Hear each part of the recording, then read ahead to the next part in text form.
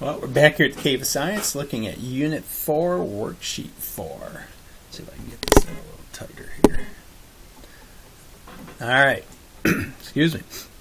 So let's look at, I think I'll probably break this into problems 1 through 4 and then 5, 6, 7, and 8.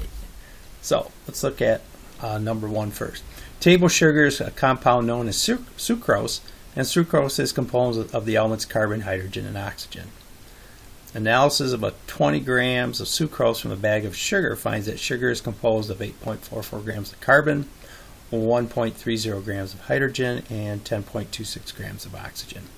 Express as fractions the ratio of the mass of each element to the total mass.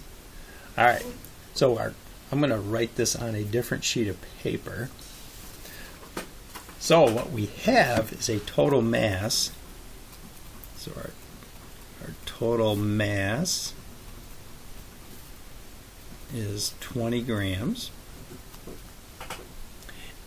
So we've got that, and we want to express as fractions the ratio of the mass of each element to the total mass.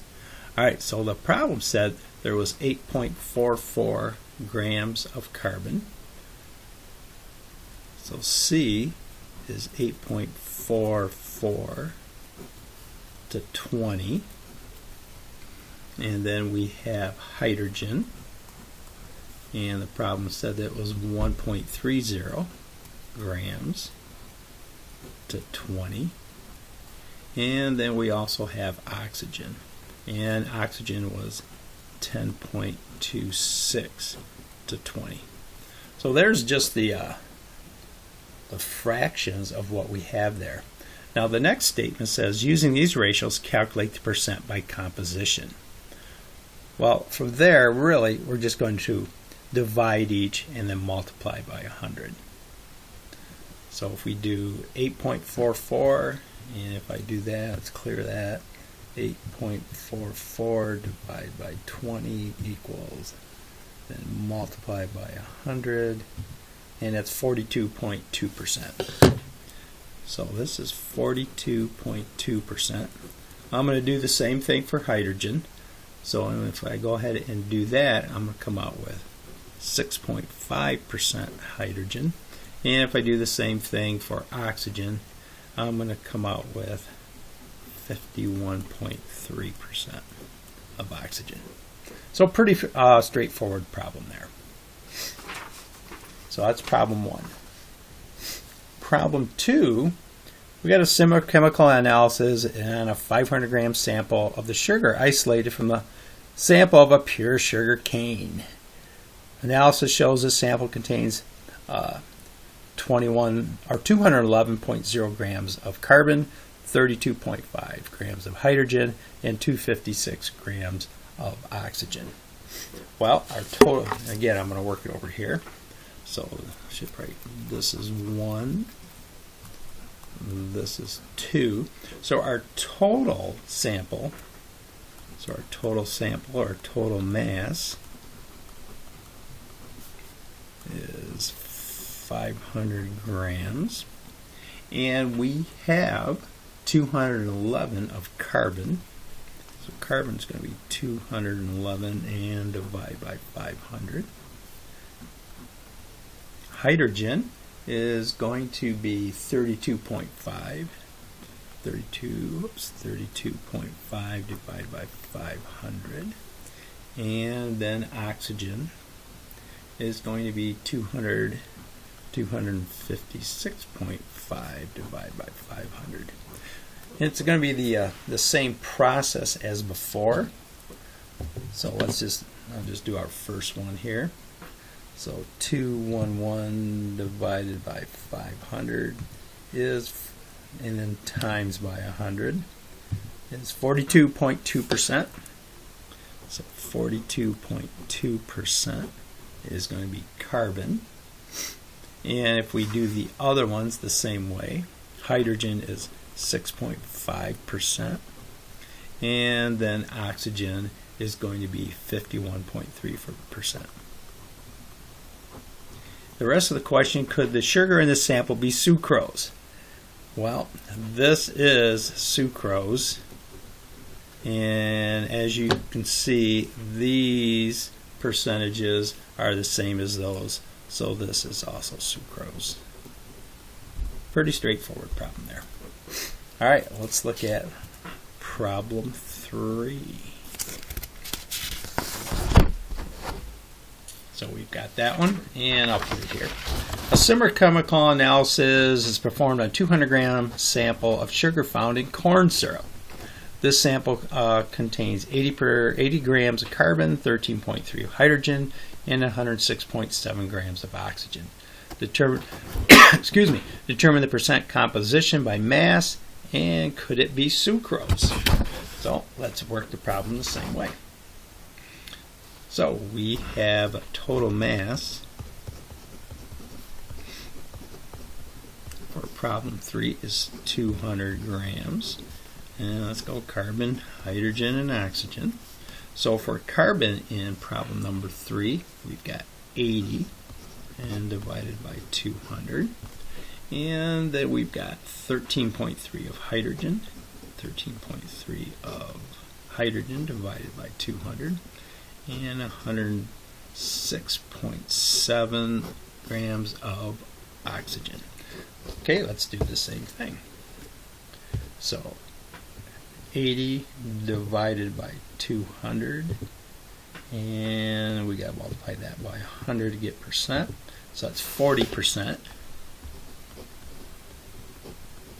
So we got 40%. Doing the same thing for the other ones. 6.65% of hydrogen, and then oxygen is 53.35. Well, this is not sucrose because the composition is different, so it's not sucrose. So we're pretty safe saying that one's not sucrose. All right. Let's look at problem number 4.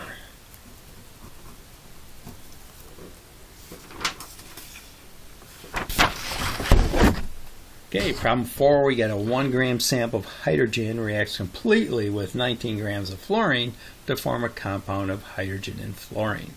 What's the percent by mass of each element in the compound, and what mass of hydrogen would be present in a 50 gram sample? All right, so let's look at this. We got 1 gram hydrogen, and we've got 19 grams of fluorine. Well, the total sample is going to equal 20 grams. So let's look at hydrogen. So hydrogen is going to be 1 divided by 20. And fluorine is going to be 19 divided by 20. So let's see what the percents are. So 1 divided by 20 times 100 equals, well, I went the wrong way. 1 divided by 20 equals times 100 equals 5%. Well, seeing we've only got 2 possibilities here, and percent's got to equal 100, this one's got to be 95%. So we got 5% of hydrogen and 95% fluorine. Well, if we got a 50 gram sample,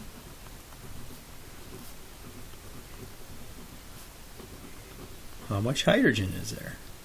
Well, so for hydrogen, we'd have 50 times 0.05, and then fluorine would be 95.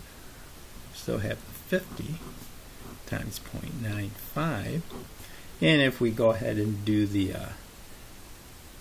mass here, we can figure this out pretty easily. 50 times 0.05 is going to be 2.5 grams of hydrogen, and then if we wanted to know fluorine, we'd have, well, I can do this, 50 minus 2.5 would be 47.5 grams of fluorine. Pretty straightforward math problem there. Question 5 states, how does the previous examples help to illustrate the law of definite proportions? When you get down to this, elements combine in fixed numbers of atoms and compounds. So their masses must also exist in definite proportions. So elements combine in fixed numbers of atoms.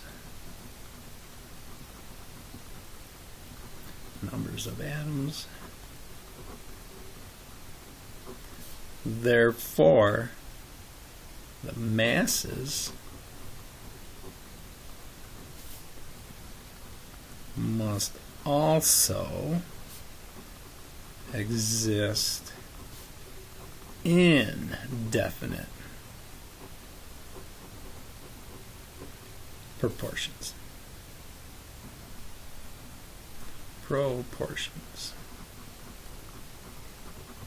All right, we'll do the last 3 on the next one.